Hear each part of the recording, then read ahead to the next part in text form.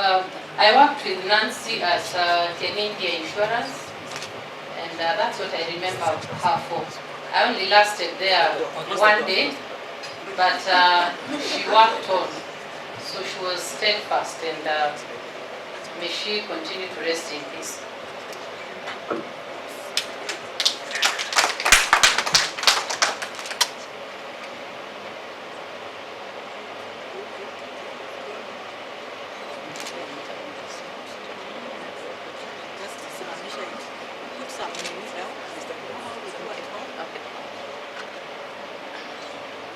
Okay, I need help. Repeat the name. Kennedy Indimuli Mudaki. Okay. Not so much. But I just want to say, eternal rest grant him, O Lord, and let perpetual light shine on him. May he rest in peace. Amen. John Kyoko. Kyoko was my roommate. And if there's someone who is a witness to that, it is Muthuri.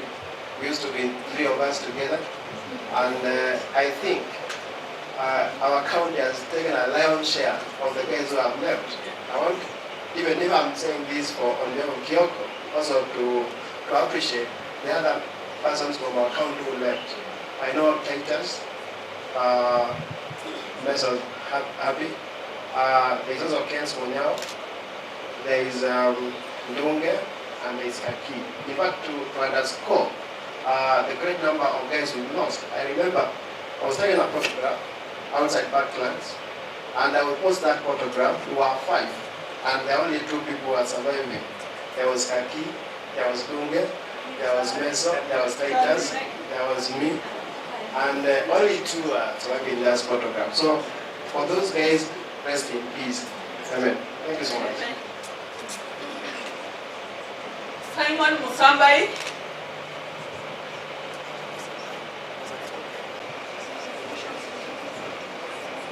So, I will say this, eternal rest grant unto him, O Lord, and let perpetual light shine on him. May he rest in peace. Amen. Thank you very much. My name is Aunt Lucia Wangua nowadays. What is your name? All the time. Yeah. So I want to say something about Jerunge. Of course, you remember very well I was very close to her, and we practiced Machakos together for several years, and she met her death through, she was murdered in her house, and it was very painful because it was a business rivalry. She had started an insurance brokerage, and then with the partner they started making some private. We diverted money privately, and then it aggravated, and finally she was shot in her house. Actually, the murder was really bad because they picked her, took her inside her house and shot her at point blank. It was very painful. And me, I got the information the following day, and I went to her house and found it was true. So I have kept in touch with the children, the husband, and her children. Her firstborn child she's now working. She finished her degree course in JKUAT 2015 last year, but she's now working in Saiton. So they're doing fine, but they don't live with their father. They were adopted by the sister and the second born is now in Form 3. So I want to say that I really miss her, and may she rest in peace. The second person I want to talk about is Joseph Mwinde. I think Ilate didn't talk about Joseph Mwinde. Joseph Mwinde was the short one. If you recall, she was slightly short. And Mwinde Mutila, Joseph Mutila Mwinde. Yeah, so he was involved in an accident in 2014. So he died of road traffic accident. And of course, he was practicing in Machakos. I also want to say that may his soul rest in peace. Thank you. Thanks, Anne. Jen Karira. Let me talk about Jane Kariro because it so happened that after campus, one time I went to my village, it's called Megwani, and there's a shop I used to love and the lady used to sell there. So I went to visit her, and then who do I find selling? And the counter it was Jane Kariro. I was shocked to find her at my village. And I asked her, what are you doing here, Jane? So we were hugging, and the owner of the shop heard and came out. So that's Mama. She told me, this is my daughter-in-law. Jane married in my village after campus. That's how I was surprised. When she passed on, she was a minister in the county government of Meru. And she was unwell. She was taken to hospital. There was a problem. Actually, it was professional negligence in the hospital. She died. I was the chairman of the burial committee, and I was the MC at the burial. That's how close we were. The husband was my good friend, who is a pharmacist. And since from my village, I knew him from a long time ago. She left 2 children, a very bright girl. She's in campus. I think she's in campus. Very nice lady. Actually, even during the burial, she took charge. A nice young girl, but she was very mature and very strong. They stay somewhere in Valley Arcade. When husbands are left, he married. But the ladies, the children are doing very well. Jane she was very bubbly. The way she was in campus, even at my village, she was really my fond memories of Minde. She was my roommate in college. I guess because of our surnames, we were meant to share rooms. She was Mungala and I was Munala. And what I remember most was that she really used to like pasting a lot of posters on her wall. So she had almost like from the Sunday Nation, a lot of posters. And sometimes I'm like, because when people come into the room and they see all these posters, and you're like, hey, can we tone down a bit on the posters? But she was a very warm, loving, friendly person. And I remember our early moments when we had just gotten into college. And of course, we are so excited. And those are the memories I always keep on remembering about Ndunge. Thank you, June. I'll read the next 5 names so that you prepare yourselves.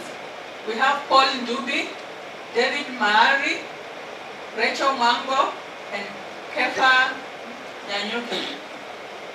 If you want to say anything about any one of them. They looked exactly the same. I remember when we went home with him to my home, people thought he was actually a brother of mine. And of course we come from a polygamous family.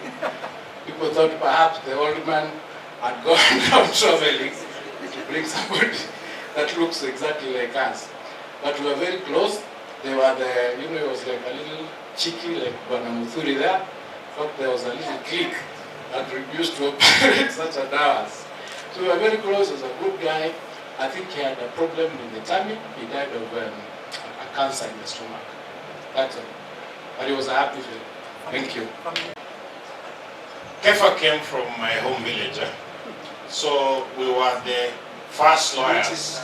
That is in somewhere in West Mugirango constituency nowadays, or it always was. Betty also comes from but Betty comes from further on a different street. But Kefa was like who were his immediate neighbors. So when he passed on, Kefa died in May 2008. I remember I just started working in the working commission, and then Kefa died, and we were preparing to bury him, and we buried him back in the village. He left a wife. She lives somewhere in Kakamega. There was a bit of strain. She's got a son that is now sort of late teenage, a young adult. I think there was a bit of an issue. She wanted to live independently of the family, which is something that sometimes happens in these situations.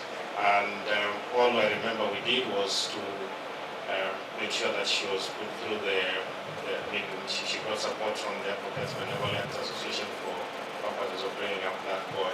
So that is Kefa, Legend, Miki. We remember when we went to Kisii for that fourth term clinicals. These guys were very, very cheeky. They took up a house. I think you were like 10. Okay, you were many. There were many. They were all staying together. I had separate arrangements myself. Every day was trouble in that house. Actually, several young university boys. There was never food in the house. That's what I remember. I would go there and they're eating black beans. And because the cheapest thing in the street was bananas in Kisii. So they're eating beans and bananas and strongly, and there's no sugar. But they survived. They survived. But you know that they painted Kisii town red. The OCS was happy to see this group leave. I was very happy to see this group leave. Now that's part of the memories I have of Kefa during our fourth term. Thank you very much. Okay, I called the names. Okay. I'll pay tribute to my friend Rachel Mwango Nyamori. I think you all remember us in campus in my class. We used to belong to the Adventist group. Rachel and I. She later got married. I was her best mate. Her husband died just a year or two before her, and then she died last year. She has 2 children. The boy is in Daystar, Ondicho, and there's a girl who is now in Form 2, Cynthia. May God rest her soul in peace. Okay, Paul Ndumbi, come, please come.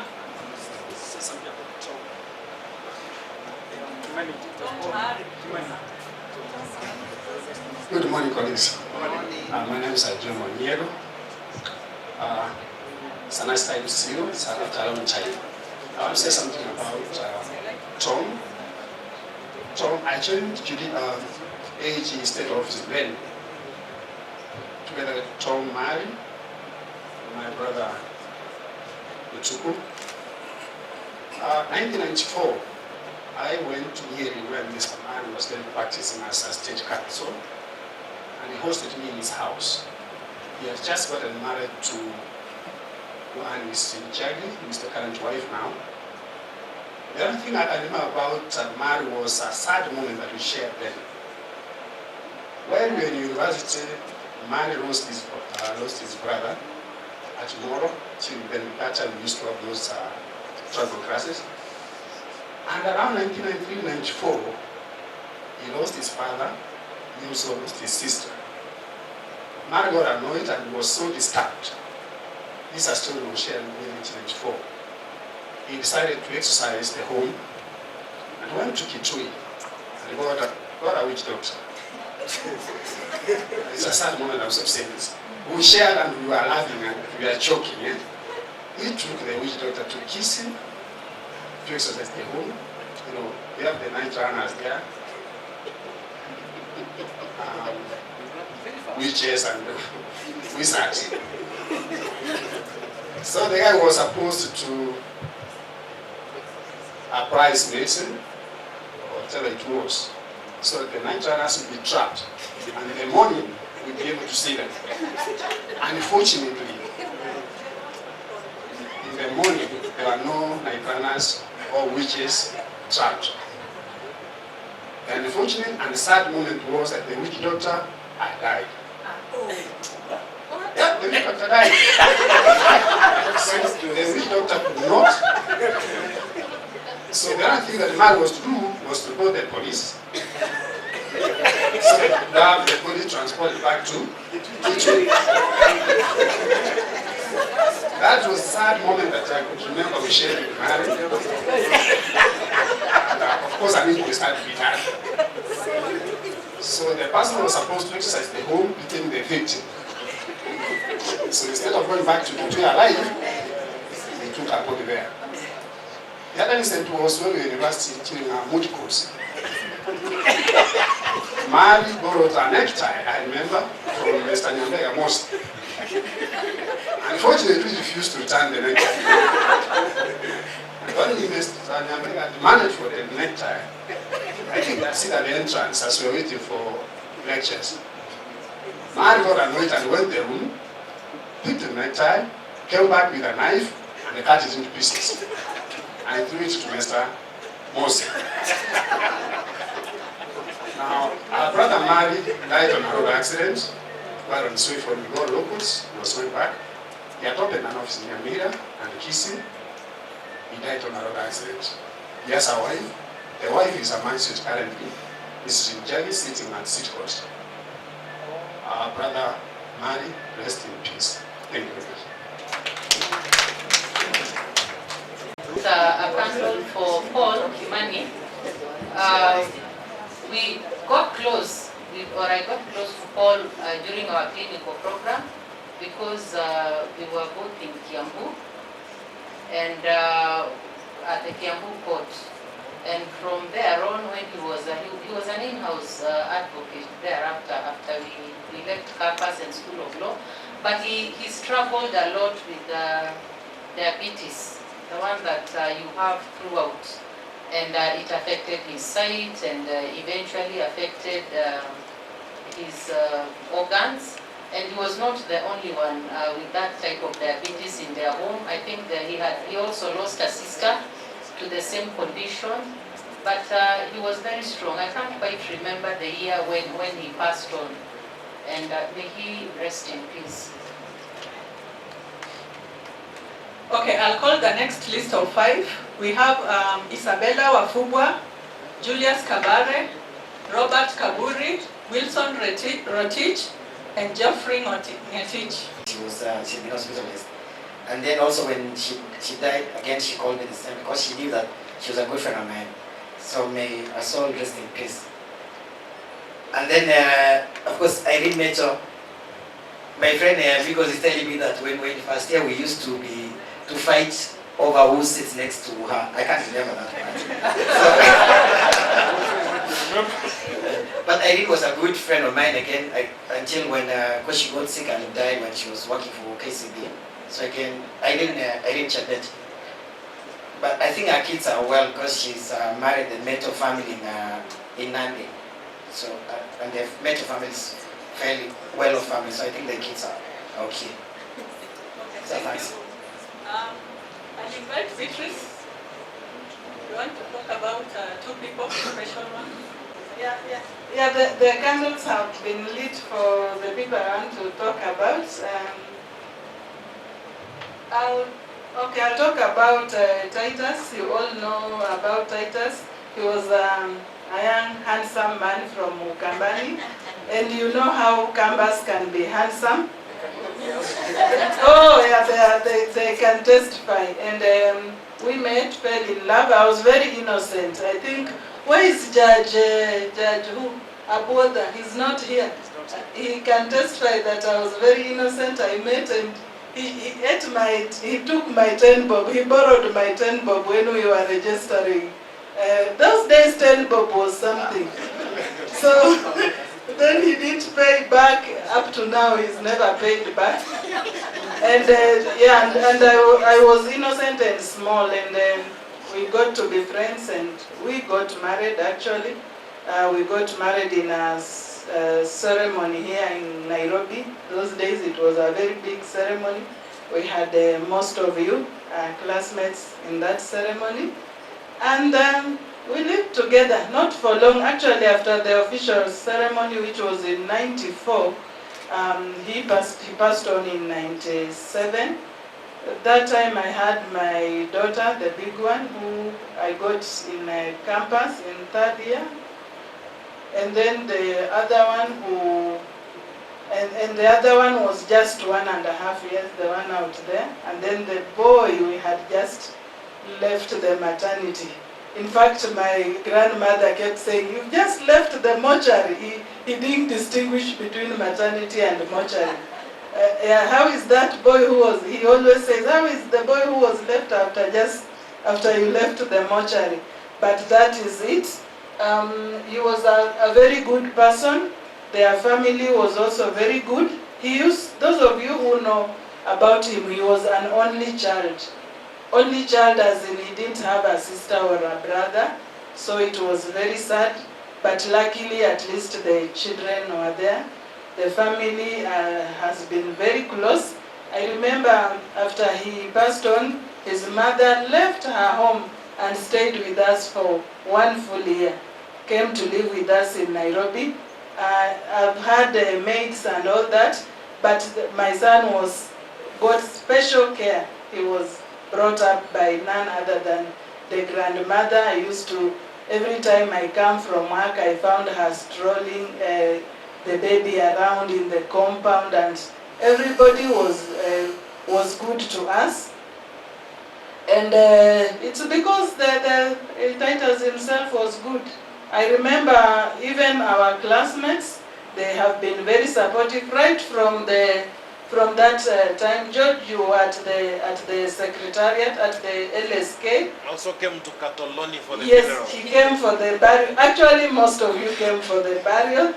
But after that, we got support. We got the aid from the Law Society, the school fees.